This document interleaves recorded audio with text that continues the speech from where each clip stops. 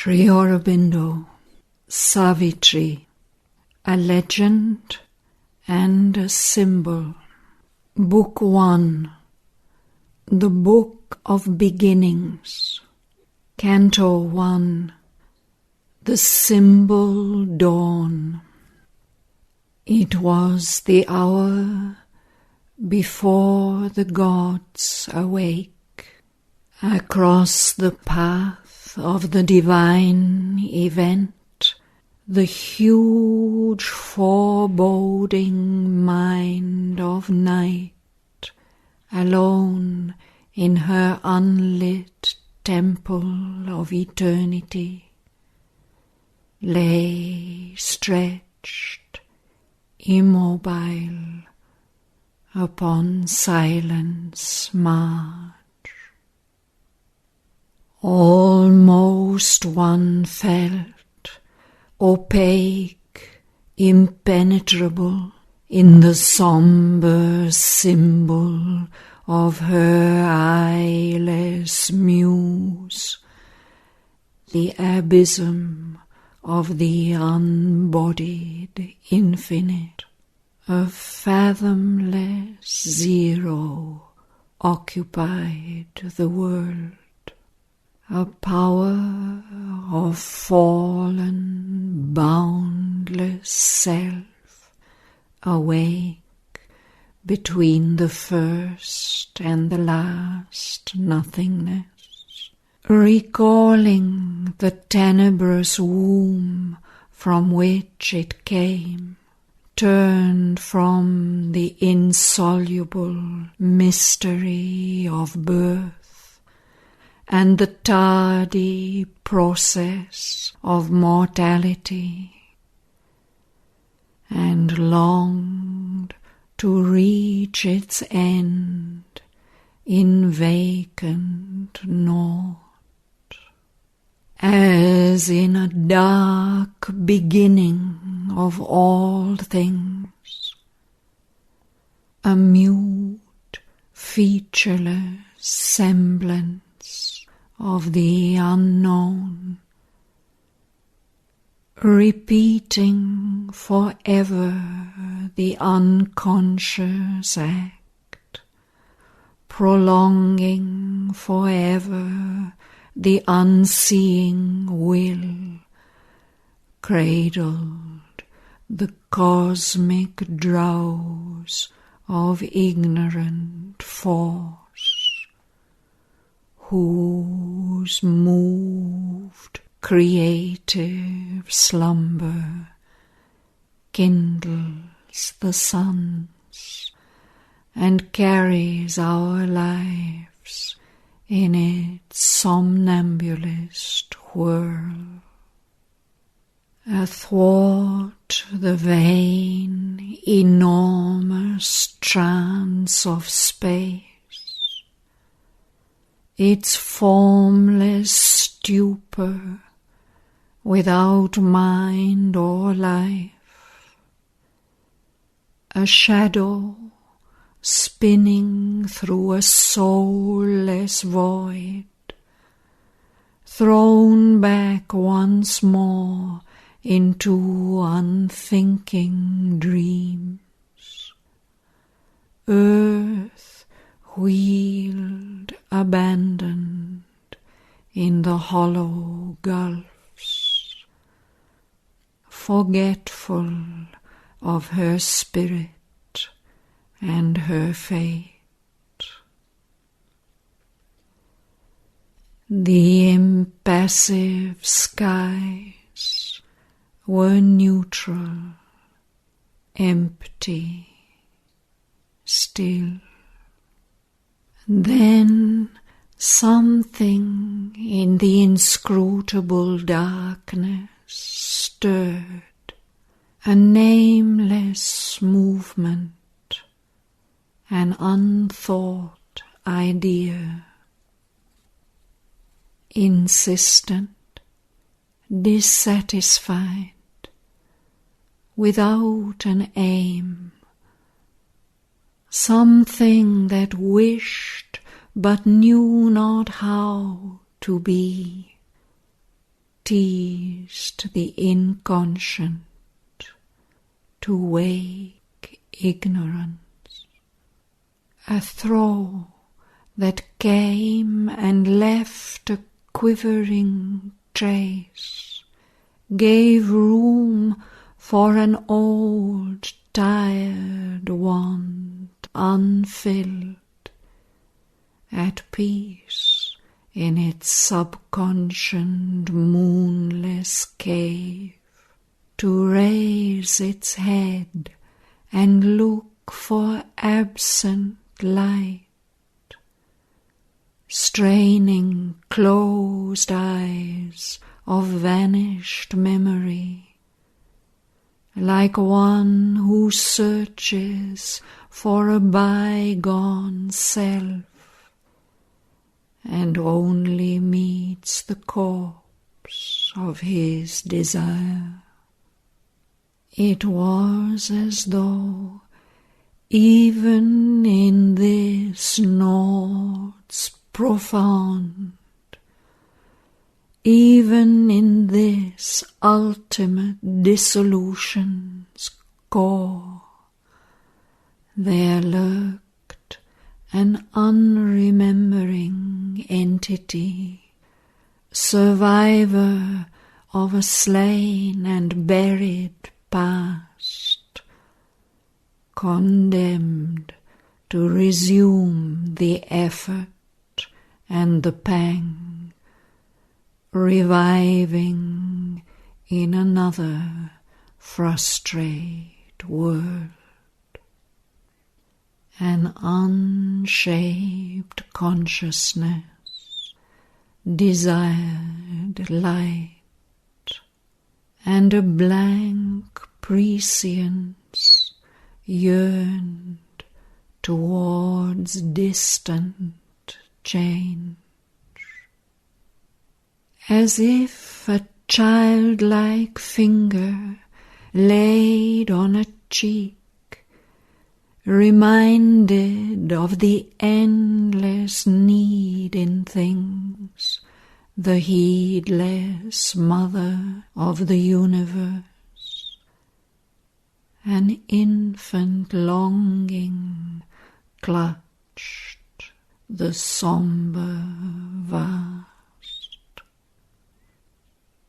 Insensibly, somewhere, a breach began, a long, lone line of hesitating hue, like a vague smile tempting a desert heart, troubled the far rim of life's obscure sleep.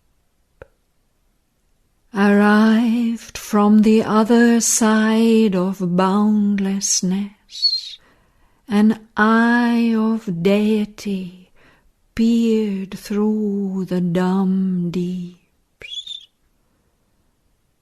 A scout in a reconnaissance from the sun, it seemed amid a heavy cosmic rest, the torpor of a sick and weary world, to seek for a spirit, soul and desolate, too fallen to recollect forgotten bliss. Intervening in a mindless universe, its message crept through the reluctant hush, calling the adventure of consciousness and joy, and conquering nature's disillusioned breast, compelled renewed consent to see and feel. A thought was sown in the unsounded void. A sense was born within the darkness depths.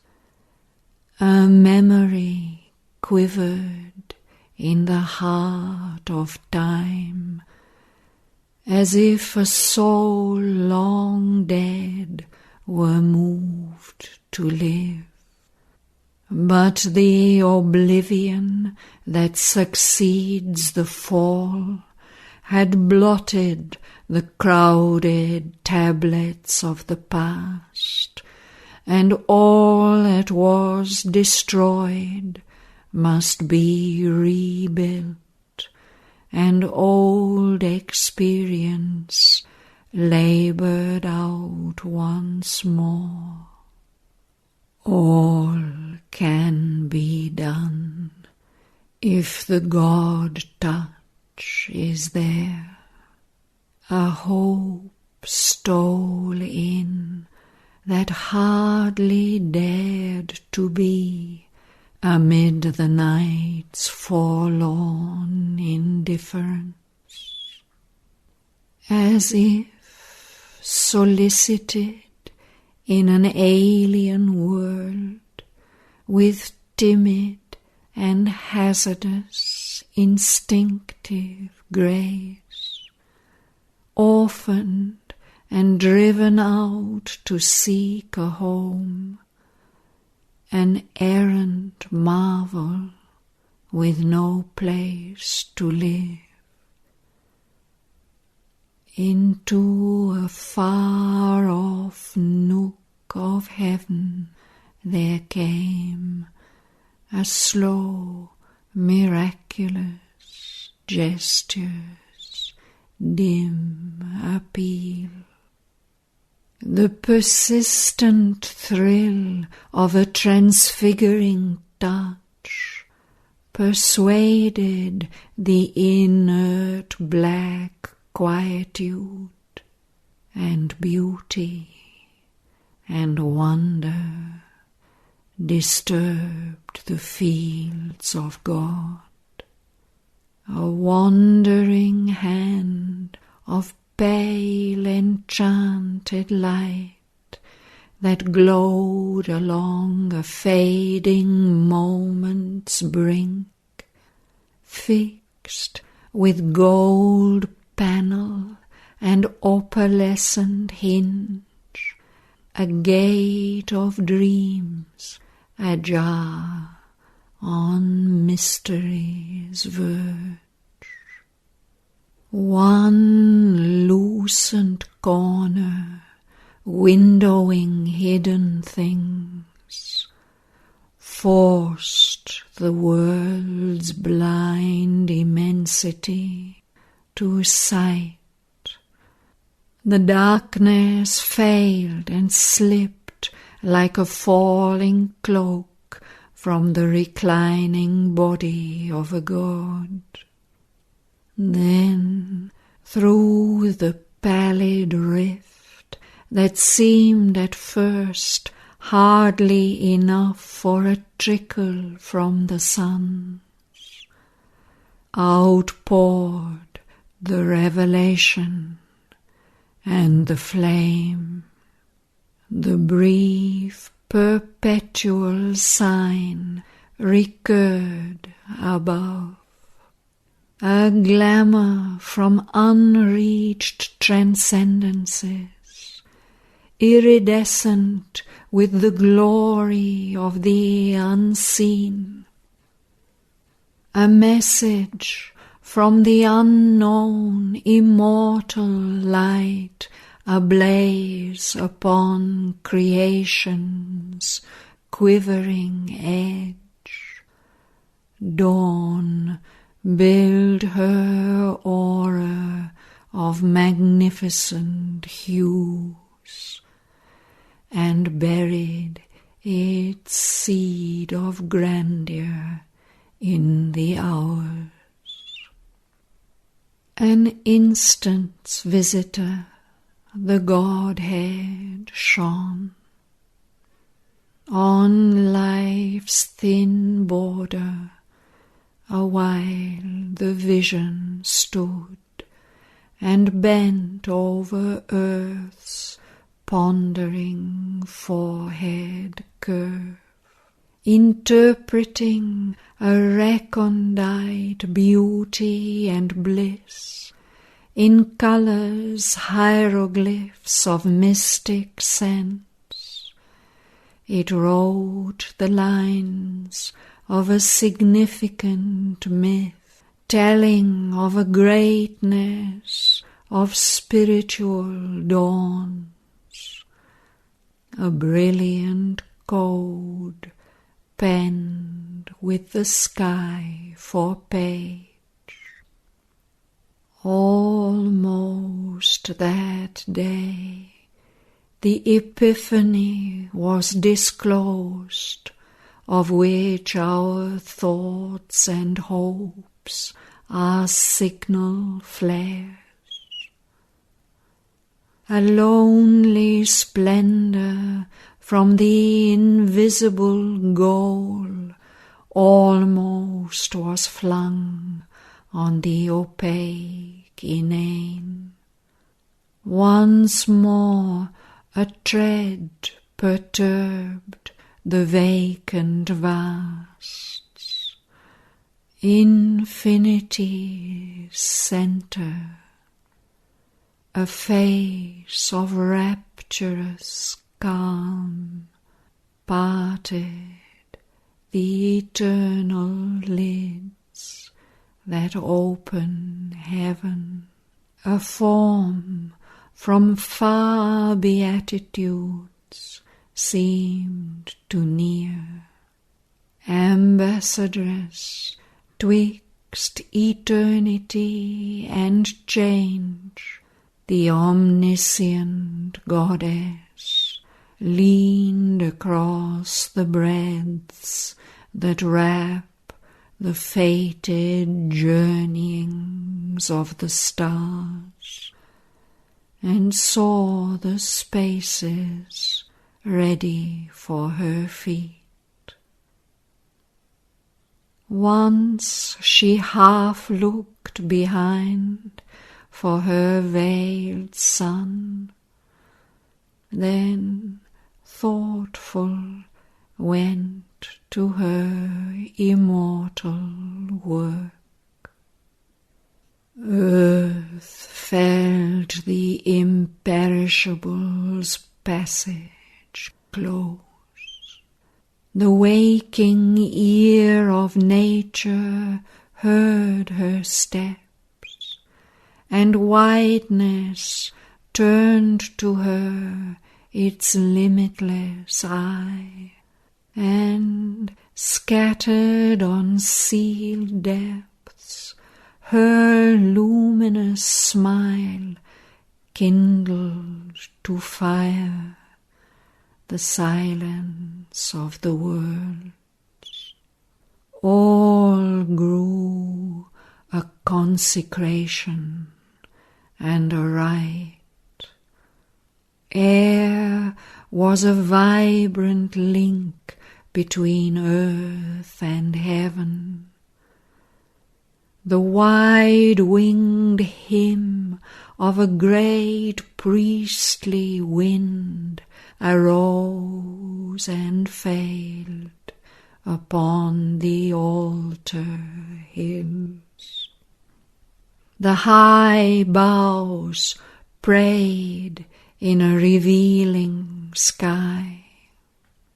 Here, where our half-lit ignorance skirts the gulfs on the dumb bosom of the ambiguous earth, here where one knows not even the step in front, and truth has her throne on the shadowy back of doubt.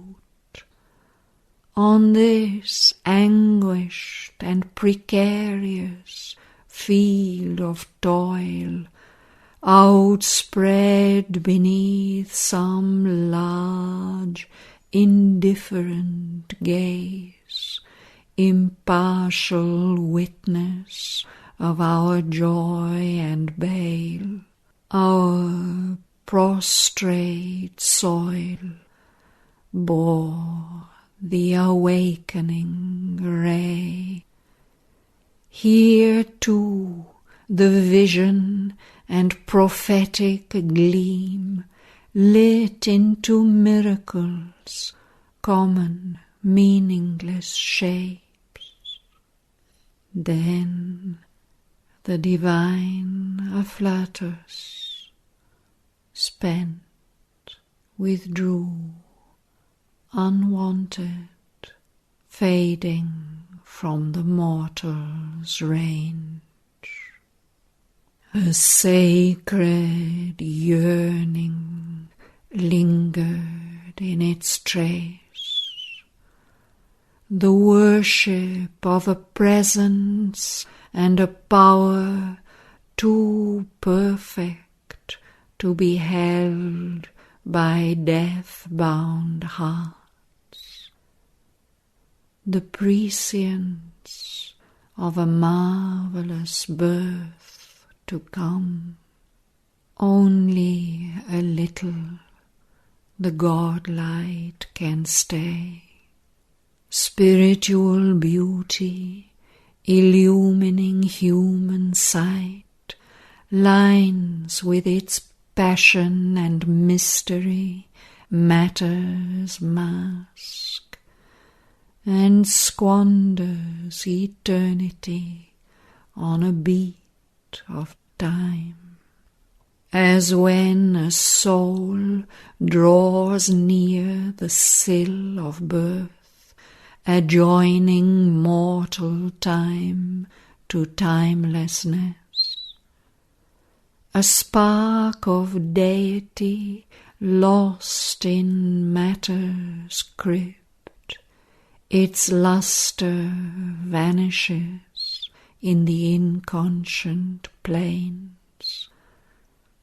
That transitory glow of magic fire, so now dissolved in bright accustomed air. The message ceased and waned the messenger. The single call, the uncompanioned power drew back into some far-off secret world the hue and marvel of the supernal beam. She looked no more on our mortality. The excess of beauty natural to God-kind could not uphold its claim on time-born eyes. Too mystic real for space tenancy, her body of glory was expunged from heaven. The rarity and wonder lived no more. There was the common light of earthly day, affranchised from the respite of fatigue. Once more the rumour of the speed of life pursued the cycles of her blinded quest. All sprang to their unvarying daily acts. The thousand peoples of the soil and tree obeyed the unforeseeing instant's urge, and leader here, with his uncertain mind, alone who stares at the future's covered face, man lifted up the burden of his fate.